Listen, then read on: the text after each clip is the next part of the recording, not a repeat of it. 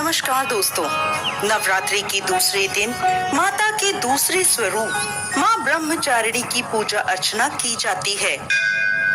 ब्रह्म का अर्थ है तपस्या और चारिणी का अर्थ है आचरण करने वाली।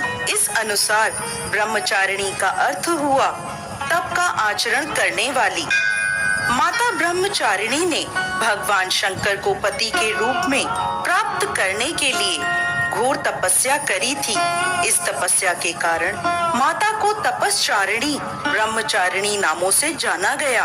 इनका स्वरूप अत्यंत तेजमय और भव्य है। श्वेत वस्त्र पहने, दाहिने हाथ में जप की माला लिए और बाएं हाथ में कमंडल धारण करे हुए इनकी पूजा करने से साधक का मन स्वाधिष्ठान चक्र में स्थिर होता है।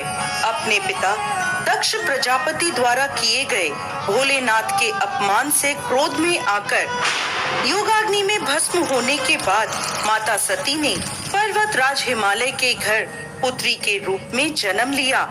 यहाँ उनका नाम पार्वती या शैलपुत्री रखा गया।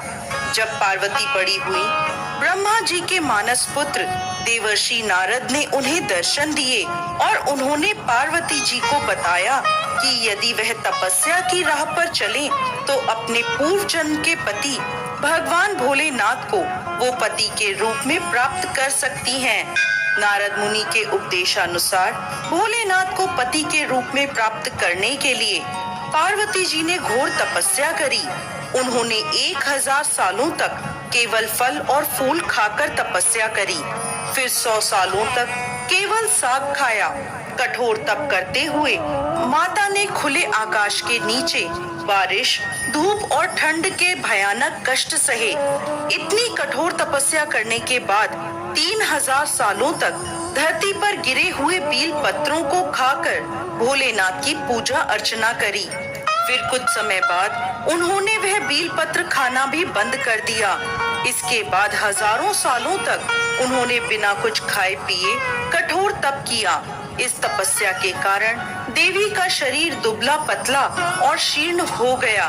उनकी यह निर्बल दशा देखकर उनकी माता मैना को बहुत दुख हुआ। उनकी इस कठोर तपस्या को देख तीनों लोकों में हाहाकार मच गया। सभी देवता, ऋषि और पुण्य आत्माएं माता की तपस्या की प्रशंसा करने लगे। अंत में देवी के तप से प्रसन्न होकर ब्रह्मा जी उनके समक्ष प्रकट हुए और उनसे पूछने लगे, हे देवी, आज तक किसी ने भी इतनी कठोर तपस्या नहीं करी। ऐसी तपस्या केवल आप ही से संभव है। आपकी इस परम पवित्र और अलौकिक तपस्या की चर्चा चारों दिशाओं में हो रही है। आपकी मनोकामना अवश्य पूरी होगी। आपका विवाह भगवान शिव शंकर से ही होगा और वही आपको पति रूप में प्राप्त होंगे। अब आप इस तपस्या को खत्म करें और अपने घर लौट जाएं।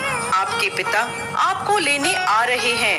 इसके बाद माता ने तपस्या खत्म करी और अपने पिता के साथ अपने घर लौट आईं। और कुछ समय बाद भोलेनाथ ने माता पार्वती को अपनी पत्नी के रूप में स्वीकार किया। लंबे समय तक कठोर तप करने के कारण ब्रह्मा जी ने माता पार्वती को नाम दिया ब्रह्मचारिणी।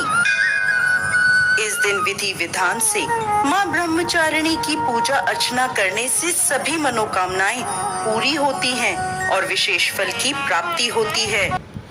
जय माता दी सभी भक्तों को। यदि आपको यह कहानी पसंद आई हो तो चैनल को लाइक, शेयर एंड सब्सक्राइब करें ताकि आपके लिए आगे भी ऐसे ही कहानियाँ लाते रहें। धन्यवाद। जय माता दी।